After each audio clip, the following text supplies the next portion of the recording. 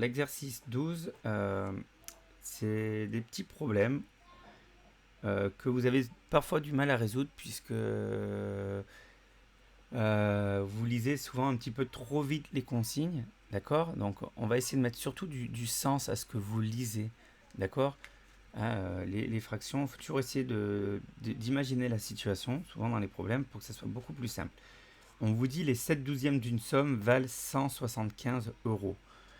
Donc, tout problème avec des fractions, je vous ai toujours dit, imaginez que vous avez un gâteau, d'accord? Et là, ça veut dire quoi? Qu'on a un gâteau qu'on a partagé en 12 parts. Alors, là, j'ai bien 12 parts équivalentes. Donc, chaque part vaut un douzième. C'est dommage, elles sont noires. On ne les voit pas très bien à la vidéo. Mais donc, là, on nous dit quoi? Attention, 7 douzièmes d'une somme valent 175 euros. Alors, contrairement au problème qu'on a vu précédemment, c'est pas l'ensemble du gâteau qui correspond à 175 euros, c'est simplement les 7 parts. D'accord? Donc 7 parts. J'ai 7 parts qui ont une valeur de 175 euros. Donc attention, vous avez souvent l'habitude de me marquer 7 douzièmes comme ça. 7 douzièmes égale 175. Ça, mathématiquement, c'est complètement faux. Dans l'esprit, je comprends ce que vous avez en tête, mais attention, là, vous êtes en train de me dire que 7 divisé par 12, c'est égal à 175. Non. Ok?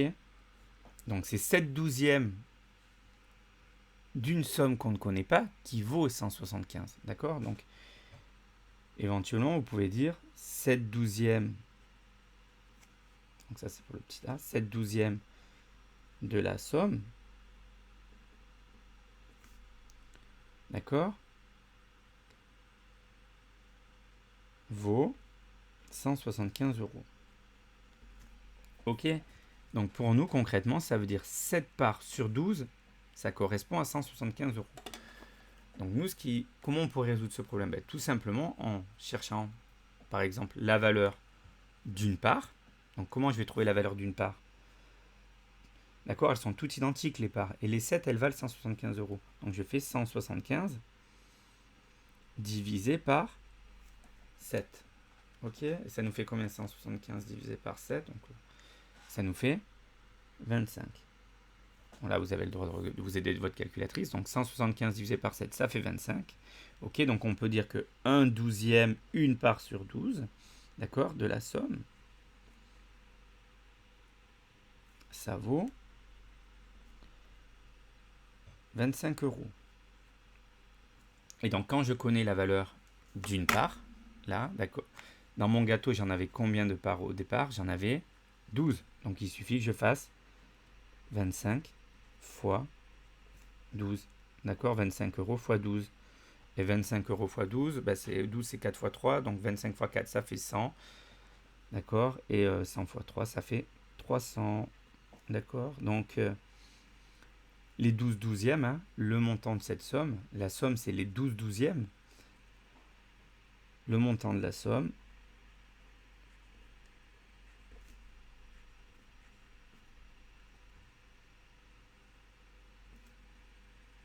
est de 300 euros. Ok? Donc maintenant, on peut faire le petit b en ayant le même type de raisonnement. Quand je vais le faire ici. Donc tout simplement, si on vous dit les 8 quinzièmes d'un segment mesure 72 cm, ça veut dire que j'ai un segment que j'ai partagé en 15 morceaux, ok, et que 8 morceaux sur les 15, 8 morceaux identiques, je fais des découpages en morceaux identiques, donc 15 parts identiques, et 8 parts sur les 15, 8 parts mesurent 72 cm. D'accord? Donc attention, ça si on le traduit, c'est pas 8 douzièmes égale 72 cm, c'est 8 douzièmes, d'accord, de la longueur du segment.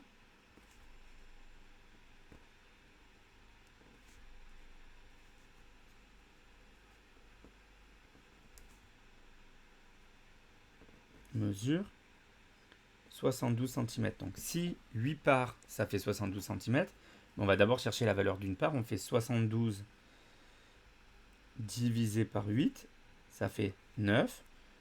Donc 1 douzième de la... pardon, c'est pas un douzième, c'est un quinzième, pardon. C'est une part sur les 15. Un quinzième de la longueur. Il y a 15 parts en tout. Donc, un quinzième de la longueur du segment mesure 9 cm. Et on a dit que... Ouais, j'avais écrit 8 douzièmes là au départ, c'est pour ça, je me suis trompé. Donc c'est 8 quinzièmes de la longueur du segment qui mesure 72 cm. Donc 8 parts sur 15, ça fait 72 cm. J'ai cherché une part, comment ça fait. Si j'ai 8 parts au début qui font 72 cm, une part c'est bien 9. Et pour trouver la valeur des 15 parts, je vais faire 15 fois 9 cm. D'accord? 15 fois 9, ça nous fait 135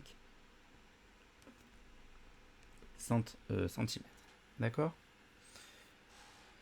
Donc les 8 quinzièmes, les 15 quinzièmes, hein, donc c'est-à-dire le segment mesure